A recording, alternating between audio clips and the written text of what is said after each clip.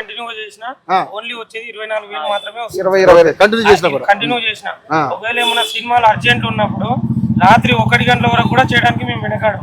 ఎందుకంటే మాకు సీనియారిటీ ఉంది, చేసిన రోజులు మాత్రం బాగా చూసుకుంటారు సార్. తర్వాత ఇప్పుడు చిన్న కంపెనీలు ఇస్తుంటున్నారు, అలాదేముంది మా అంటే 10 రోజులు నడుస్తుంది, నెల నడుస్తుంది. కానీ మాకు సచ్చే వరకు ఇదే మాది ఇంకేం తెలియదు. మాది చిన్న ఏజ్ లో 10th క్లాస్ అయిపోయిన నుంచి ఒక 10 ఏళ్ళ నుంచి నేర్చుకుంటూ మా సీనియర్స్ చూసి ఇదే నేర్చుకున్నాం. మాకు ఇది తప్ప వేరే తెలియదు, ఇందులో చేస్తున్నాము. ఇప్పుడు వాళ్ళు లాస్ట్ ఇయర్ కూడా 3 years కింద ఇలాగే గొడవపడ్డారు, పెంచుతామని చెప్పారు.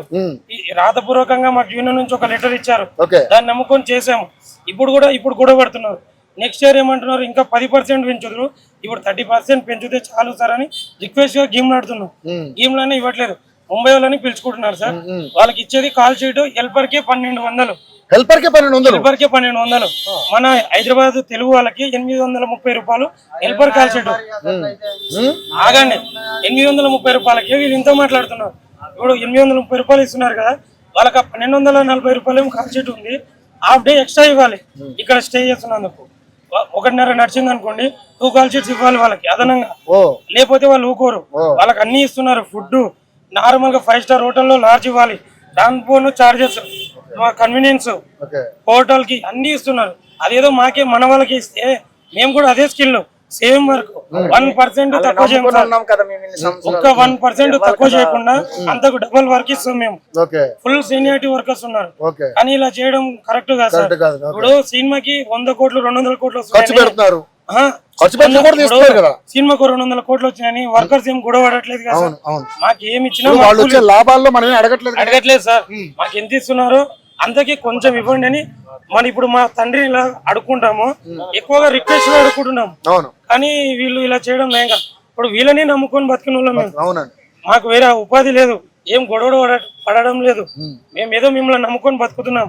మా ఫ్యామిలీ లేనిది, రూమ్ రెంట్ లేనిది, అవి కూడా హైదరాబాద్ లో ఒక ఫ్యామిలీ ఒక నెల రోజులు 10,000 రెంట్. ఒక నెల రోజులు మా మెయింటెనెన్స్ ఎంత ఉంటుంది సార్? రేట్లు పెరిగినందుకే మా కుటుంబాలు ఏం నడవలేకపోతున్నాయి.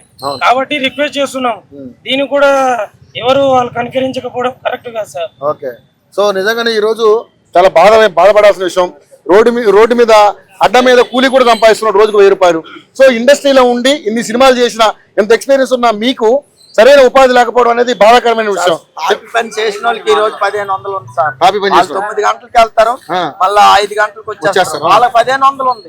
మేము రేత్రి పొగులు పిల్లలు వదిలేసి కష్టపడి మీరు నైట్లు చేయాలంటే నైట్లు చేసి తెల్లారి వెళ్ళిపోయి 6 గంటలకు వెళ్ళి మళ్ళీ ఏ టైంకి వస్తామో తెలదు, ఎన్ని గంటలకు వస్తామో తెలదు, తెల్లము పిల్లలు అవులు ఆధారమో తెలదు. ఏదో మనకు కావాలంటే ఏదో వాళ్ళకి ఏదో బాగోలేదంటే పక్క వాళ్ళకి ఫోన్ చేసి అవి తెప్పించుకునే పరిస్థితి సార్ మాది. మేము ఎంత బాధపడుతున్నాము రేత్రి పొగులు. మేము చేస్తే కదా మీరు ఎక్కడో వెళ్ళి మీరు వచ్చేస్తారు. ఇప్పుడు వర్కర్ లేకపోతే ఏది నడదు కదా సార్. మేము కష్టపడాలి, మేము కష్టపడితే కదా మీరు. మేము ఎంత పెంచమంటారు? 30% పెంచమంటాము. మీకేటి మీరు కోట్లు వస్తాయి కానీ మేము అడగడం లేదు కదా. మాకు ఇప్పుడు 6 రోజులు అయింది ధర్నా చేస్తాం, మాకు ఊళ్ళు స్పందించడం లేదు. మీరు అందరు కూడా ఆలోచించి మా కడుపుల గురించి ఆలోచించి మీరు స్పందిస్తారని మరి కోరుచున్నాము. మీరు ఎంతట్లు మాకు స్పందిస్తే మేము వెళ్తాం తొలిలాగా. స్పందించకపోతే రోడ్ల మీద మేము ఇబ్బందులు పడి మీ గురించే ఎదురు చూస్తున్నాము. మీరు అందరూ మా ఎందుకు గౌరవించి మీరు ఇబ్బందులు గౌరవించి మీలోట మాకు మీరు వాటర్ బాటిల్ తాగినంత ఇలువ లేదు మాకు, అదే ఇమ్మంతరం. కానీ మేము 1,000 అడగలేదు, 100 అడగలేదు. మీరు మా ఎందు దయించి వర్కర్ గురించి ఆలోచించి మాకు నిర్ణయం తీసుకొని మాకు తోటిలాగా పంపిస్తారని మరీ కోరుచున్నాను. నమస్కారం. అయితే ఇంతమంది కూడా చాలా మంది కూడా బిగ్ బాస్ లో ఛాన్స్ ఆయన గరీబ్. నేను నాకు అమ్మ మా పెద్దప్పుడు కాకినాడ. నువ్వు బిగ్ బాస్ గురించి మాట్లాడుతున్నావు, చచ్చిపోతావు బిగ్ బాస్ లోకి వెళ్ళిపోతే?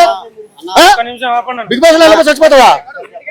ఏమో బిగ్ బాస్ ముంగులో బిగ్ బాస్ నువ్వు